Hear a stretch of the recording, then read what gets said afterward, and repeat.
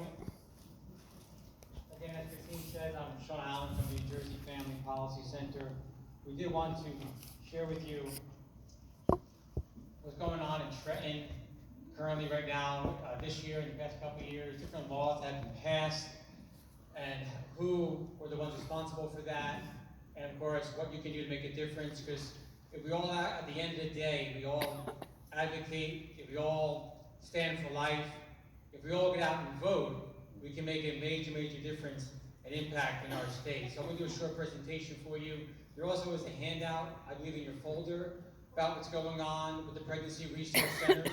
I'll reference that in a minute, but make sure you hold on to that. It's a good way to find us at the New Jersey Family Policy Center, our website, our information, and of course go online for lots of other content and resources as well. This is it right here. It's in your folder. Christine just handed it to me. It looks like this. It's double-sided. It shows the great stuff that the pregnancy resource centers are doing. And then the front side, it shows some of the unfair and biased attack that they're under by different individuals within our government at the federal level and at the state level as well. Again, we'll touch on this in a minute, but I want to make sure you have this reference so you know this is our organization and how to find us online as well. So here's some recent bills or resolutions that have passed here in New Jersey in just the last couple of years. One's called the Reproductive Choice Act. Now originally that was called the Reproductive Freedom Act. It was slightly changed at the end because they removed some of the mandates of lowering the standards of care in the law. Those standards of care and rules of medicine were still changed, but through this administration's rules of the Board of Medical Examiners were not in law. So in the future, that could be reversed. But the Reproductive Choice Act in January of 2022 did codify into law abortion up to birth here in New Jersey. Now before that, of course, abortion was still happening up to birth in New Jersey because when they tried to pass laws against that, it was overruled by our state Supreme Court, but it wasn't codified into law. It basically wasn't touched or written down in any way, except by court cases. But this act from 2022 actually codified into law the right to an abortion up to the moment of birth. And it repealed any previous pro-life laws in our state. And it says in this law that no future laws can be written to protect life in our state. Now, of course, hopefully one day when we have a different legislature and governor, there will be a law that's written to protect life and we can challenge this law. But as of right now, we're really trying to silence any future debate when it comes to saving life. And we'll look at that in a minute. Then the Abortion Safe Haven Act was passed this last year in 2023, which means that our state, New Jersey, will not work with the law enforcement of any other state. So if an underage girl was to come here to have an abortion at 13 years old, and a man at 30 years old was to bring her across state lines for that abortion, we will not in New Jersey work with the state that that young girl was from for any type of investigation, which again really empowers those who are looking to take abuse of young girls and take advantage of New Jersey laws to have those abortions. Then there's resolutions. Even this year in March, there's a resolution that was passed, we'll look at in a minute in detail, that condemns pro-life states for saving life at any level. So that's how radical and dangerous and reckless some of these laws are here in New Jersey. So a quick recap, the Reproductive Choice Act, January 2022. Very simply, this bill replaced the infamous Reproductive Freedom Act during the last week of the legislative session. It codified into law the right to abort a baby up to the moment of birth. The language of the bill seeks to prohibit any future pro-life laws in New Jersey. If you go online to our website, we have a scorecard, not of this present session, but of the previous one from 2021 and 2022. You can see who voted for that law in the legislature. Secondly, the Abortion Safe Haven Act, as I just said, this New Jersey law says that our law enforcement is prohibited from working with other states to extradite adults to be prosecuted for a crime for bringing an underage minor across state lines to have an abortion without their parents' knowledge. There's many other crimes or abortion issues that are covered in that law, but it would cover this as well. That if a young child is brought across state lines, New Jersey will not communicate with the other state to tell them what happened. That's why the Star Ledger, NJ.com, has said this about that law. This is the media, this is their headline, it's not myself. They said in February of 2023, New Jersey is now an abortion safe haven. for those from other states. That's even how the media recognizes and acknowledges how damaging and dangerous that law was. Now, if you go to our online website as well, this is the report card for that law that was passed in 2023. So go online to our website, go to resources, find our legislative scorecard. The one from 2022 will show you the Reproductive Choice Act. One from 2023 will show you the safe haven abortion law and who voted for that. Then there was the resolutions recently of condemning pro-life states. Like recently Alabama and their Supreme Court, or their state court, ruled that even IVF embryos should be protected by law. Well, our assembly wrote a resolution not only condemning the Alabama IVF ruling, but even condemning the congressional HR Resolution 431, which is really recognizing personhood at the moment of conception. And this is the language, literally, from our assembly resolution that was just passed a couple months ago. It says, and I quote from the legislature, "We condemn federal pending legislation, HR 431, to implement equal protection under the 14th Amendment to the United States Constitution for the right to life of each born and preborn human person." They said they condemned that language, that every born and preborn human person has equal protection under the law. How could anyone condemn that language, and yet they did that just a few months ago in March of this year? Now, our upcoming scorecard in the future will let you know who voted for that. And if you go online, I believe there's some content you can find already. But that's how tragic it is in the state of New Jersey. Some current pending legislation that has not passed yet, but is pending in the legislature. Of course, they're trying to shut down pregnancy resource centers. We'll look at that in a minute, with a bill that was sponsored to do that. And they want to increase abortion funding with Assembly Bill 3514. And this Assembly bill would guarantee $20 million a year to Planned Parenthood, no matter what. Any future governor couldn't even veto that funding to Planned Parenthood. So right now, there is appropriations in our budget that Governor Murphy and the legislature decide what's in the budget, and they fund Planned Parenthood at $20, $30 million a year, year after year. I believe right now, since Governor Murphy's taken office, Planned Parenthood has already received over $200 million in the past 7 years. But now this bill is separate from that, because future governors could veto what Murphy's been giving them for the past 7 years in the regular state budget. But if this law passes, it would codify into law that Planned Parenthood has to receive $20 million a year annually, and that can't be vetoed out of any future state budget. That's how threatening this abortion funding would be. And that's why the real, I guess, identity of being pro-choice is different now. Because our legislature is no longer pro-choice, they are pro-abortion. They want to see more abortions. Which not only are they funding the abortion industry at levels we never experienced before, they want to codify into law that this funding can never end. It's perpetual, and no one can veto it from a future budget.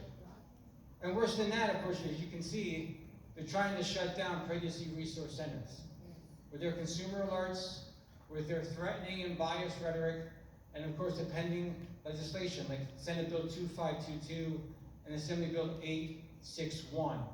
And the pregnancy resource centers, they've been under this, I guess, consumer alert from our Attorney General, and they have a bill now sponsored against them to make this claim that they are committing some sort of consumer fraud against the public because they come across like a pregnancy-related services medical clinic when they actually are, in real effect, a nonprofit ministry offering a free service to the community. And that's why when this bill was written, and it has sponsors right now, to really codify into law and the legislation against them, to say they're violating the Consumer Fraud Act, is running a hard time to move through the legislature.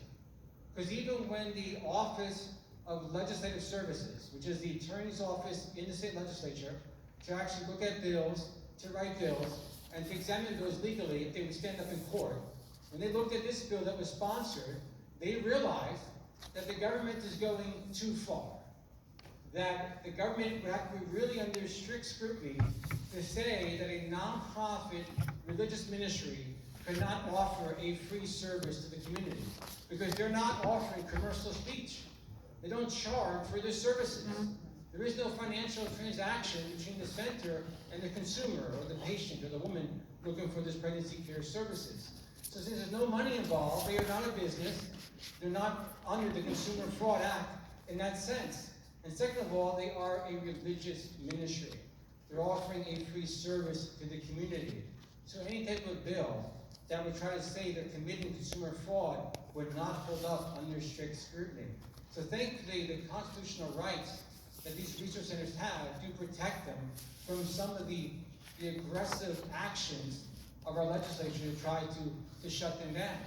And of course, many resource centers are banding together to try to form a coalition. There is a new New Jersey Association of Pregnancy Resource Centers. That's njapc.org, njapc.org. And this coalition of pregnancy resource centers are starting to work together, communicate together, to really be able to handle the threats and the tactics of this government, not independently, but as one unified group. And we should encourage that. Because even now, we know there's a court case that the Attorney General is trying to get First Choice Pregnancy Center to give up all their donor records, all their records of patients, all their advertising records. And they've been trying to stop the Attorney General from doing that, to mandate them to hand over these private records to the government's office. And they wanted our state court to hear their case to stop the Attorney General from doing it, but our state court didn't want to hear it. They allowed the AG's office to demand it. So First Choice went to the Supreme Court, hoping that they would tell our state court to hear the case, but that was denied. And so now they're facing a real threat from the Attorney General, that if they don't hand over these records, they will face consequences and penalties. And no court at this point wants to hear their case to defend their cause. So please keep them in prayer. Please stand with them in faith. They're doing great work in the ministry, and all these resource centers are doing great work under such unfair attack. So the question is there any hope here in New Jersey when it comes to protecting life? What is going on here in New Jersey we can actually rally behind and stand behind? Well, there is some good sponsored pro-life legislation, even now, in our legislature. There may be the minority voices, but yet they are bringing forward solutions.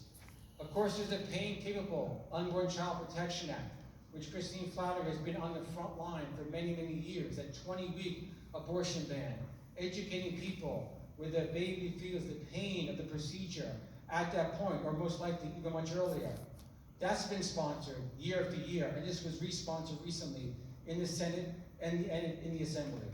Then there's a resolution calling on the U.S. Congress to pass a Born Alive Infant Protection Act as well, that was sponsored by Senator Joe Panaccio.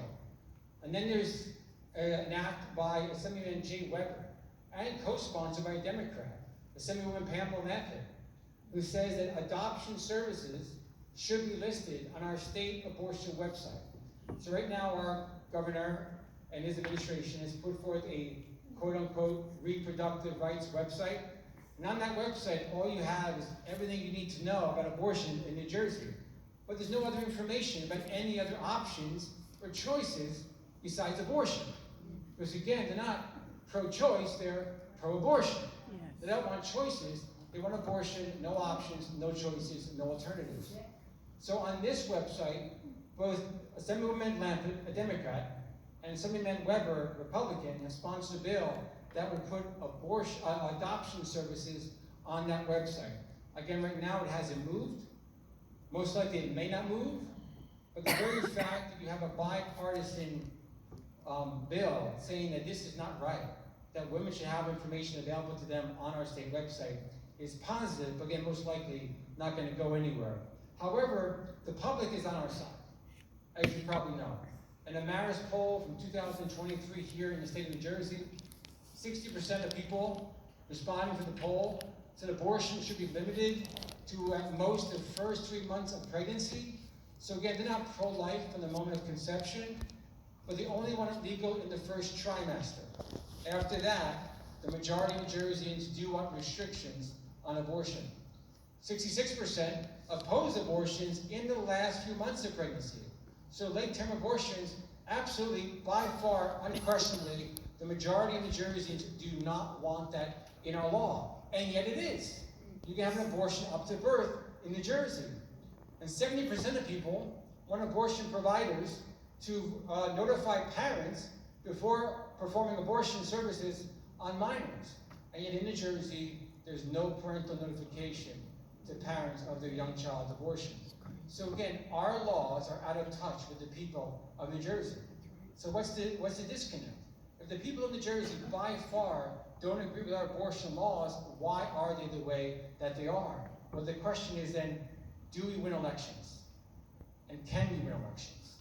Because at the end of the day, people of New Jersey might feel a certain way, but if they don't get out and vote, their feelings, their beliefs, their values do not become laws in our state. Let me show you a prime example. In our last legislative race in 2023, in Legislative District 16, we had a very radical pro-abortion legislator, Senator Andrew Zwicker, on the right, and we had a candidate, Michael Pappas, on the left, the most pro-life candidate running by far in any election in 2023. But he lost. The pro-abortion candidate, incumbent, Andrew Zwicker, got 34,693 votes. Michael Pappas, the candidate, got 25,839 votes. But here's the incriminating data about our lack of getting out and voting. There's 173,887 registered voters in that district, but only 61,454 actually voted last year. Meaning only 35% of registered voters in that district voted at all between these two men. And so Senator Zwicker, the pro-abortion incumbent, if he got 34,000 votes compared to Michael Pappas' 25,000 votes, but only 35% of voters actually voted, he really only got less than 20% of registered voters pulling the lever in his favor. And yet he sits in Trenton making radical abortion laws because not the majority of people voted for him, it's that the majority of people didn't vote at all. So I want to encourage you, as you get out there, as you advocate, as you lift up your voice, don't forget, at the end of the day, elections have consequences. And don't say to yourself, well, we just can't win here in New Jersey. Well, the 60%, 70% of people who feel the way they feel about abortion, according to the Marist poll, actually got out and vote, and not left it to just the 35% of voters who do go out and vote. We could have a different legislature, and we could have different laws. Thank you so much. God bless you guys.